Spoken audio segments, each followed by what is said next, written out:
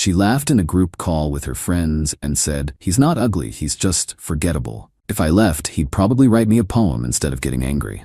They roared with laughter. I was logged into her iPad. I didn't write a poem, just a note that said, "You're easy to forget too." She's called me 62 times. I never considered myself a particularly memorable man. At 52, I'm successful but understated. Built a construction company from nothing into something solid. Drive a 5-year-old Silverado because it works fine. Own a house with a view because I earned it, not because I need to show it off. I've been called steady, reliable, dependable, never exciting, or unforgettable. Rebecca and I had been together for 3 years. She was 47, divorced twice, worked in pharmaceutical sales. We met at a business mixer. She approached me, actually. Said she liked how I stood apart from the peacocks trying to impress everyone. That was our beginning. The relationship was good, not perfect, none are, but good. We didn't live together, kept our own places. She stayed at mine 3, sometimes 4 nights a week. We traveled, made plans, talked about marriage eventually, once her youngest finished college next year. I'm not naive. At my age, you've seen enough to know that what people show you isn't always what they are. But I thought we had something real. Mutual respect, if nothing else. Tuesday night, Rebecca was staying at my place while I finished a big project estimate in my home office. She was downstairs on a video call with her friends, her wine club, they called themselves. 5 divorced women who'd known each other since college. They did these calls twice monthly, catching up, sharing stories, drinking wine. I don't eavesdrop as a rule. Never have. But this night, I needed to check some measurements on a blueprint I'd left on my iPad. Rebecca had been using it earlier to stream a movie. She preferred my iPad Pro to her basic model. I opened my office door to head downstairs when I heard my name through the half-open bedroom door. "So are you and Jack still talking about that move to the coast?" One of her friends, Marianne, I think. Rebecca laughed, that specific laugh she had when she was 3 glasses in and feeling superior. God, could you imagine? Spending my golden years in some quiet beach town with Jack? Someone else asked. What's wrong with Jack? I thought you said he was solid? Solid, yes. Exciting? No. Rebecca's voice shifted to that performative tone she used when holding court. He's not ugly, he's just forgettable. If I left, he'd probably write me a poem instead of getting angry. They roared with laughter. Not gentle laughter, the kind that cuts. At least he's loaded, another voice chimed in. That's the only reason I'm still around, Rebecca said. Well, that and he's good for fixing things. But come on, remember when we went to Cabo? Remember those guys at the resort bar? That's excitement. Jack's just reliable. More laughter. So what's your exit strategy? Someone asked. No rush, Rebecca replied. The market's down. His investment portfolio took a hit last quarter. I'll wait till things recover, then maybe manufacture some drama.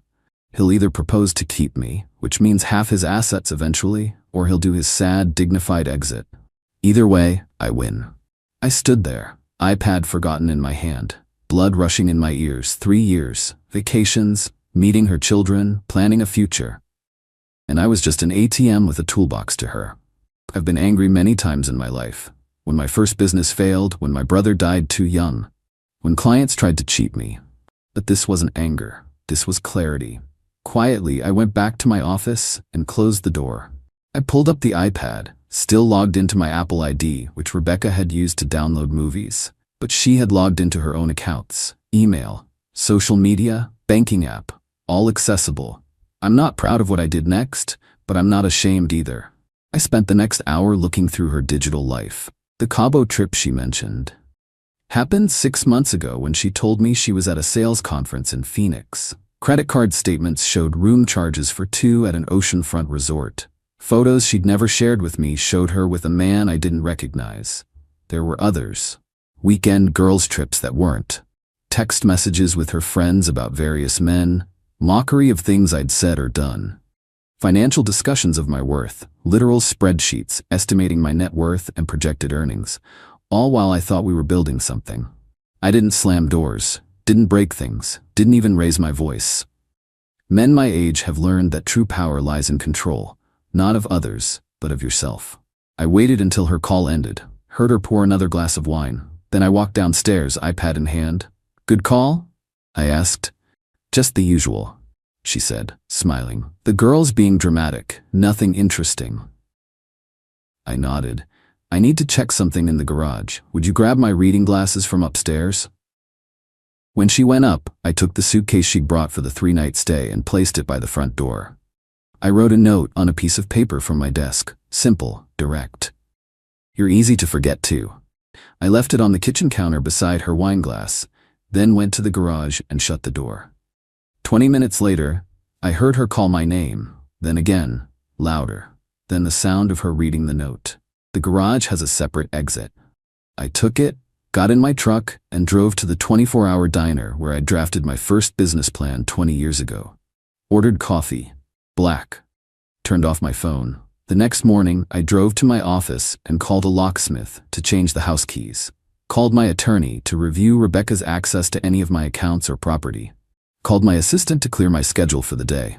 Then I turned my phone back on. 62 missed calls, 38 voice messages, 53 texts. They evolved as you might expect. Confusion, anger, accusations, threats, bargaining, tears, repeat. What the hell is this? Call me back.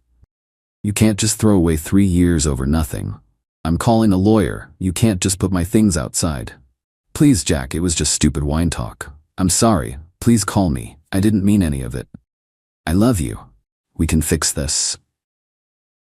I didn't respond to any of them. Instead, I made arrangements to have her remaining belongings packed and delivered to her house.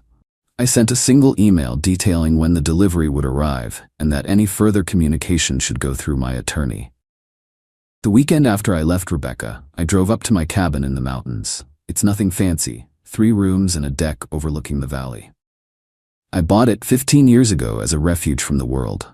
Rebecca had been there exactly twice. Both times she complained about the spotty cell service and lack of proper amenities. She'd opted out of subsequent invitations.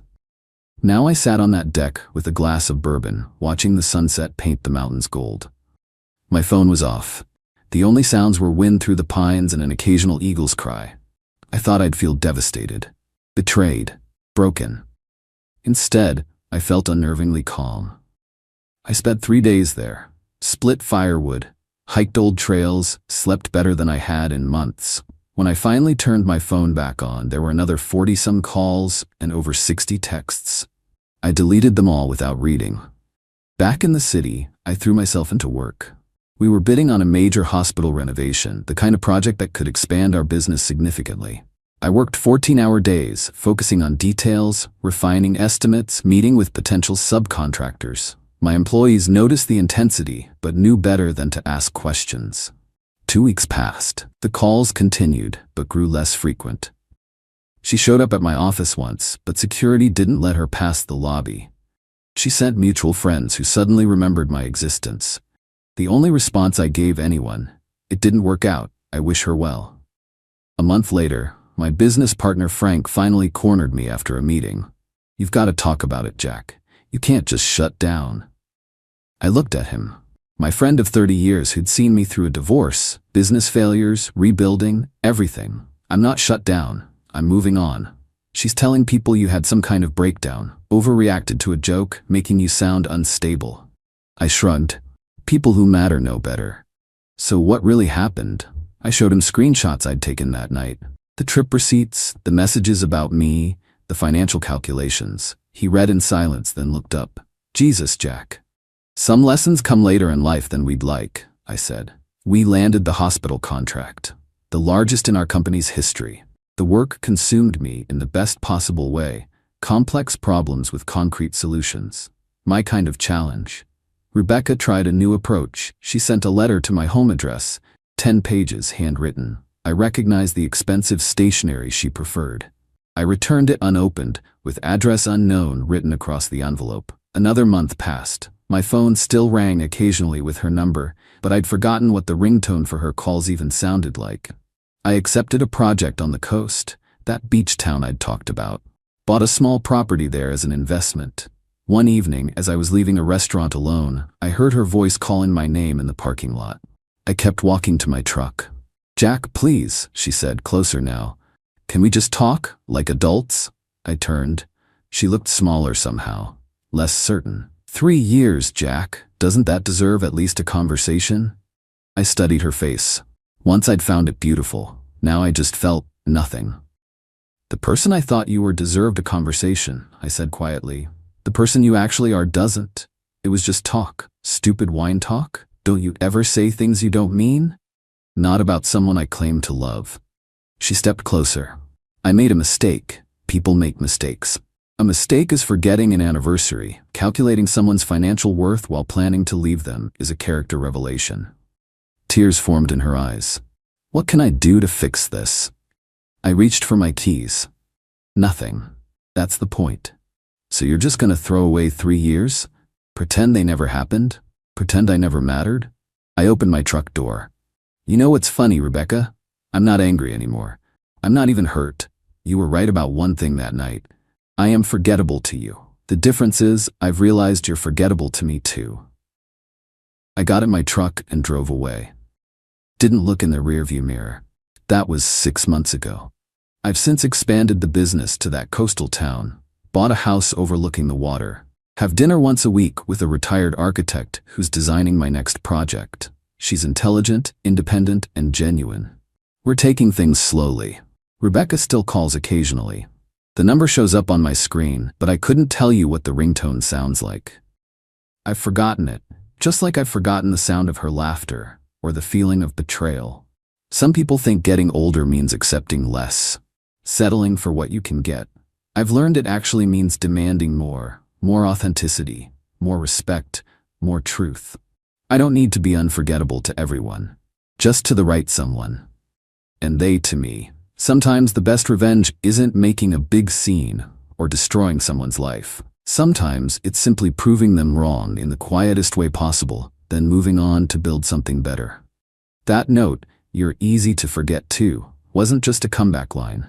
It was a promise to myself, and promises are something I never forget.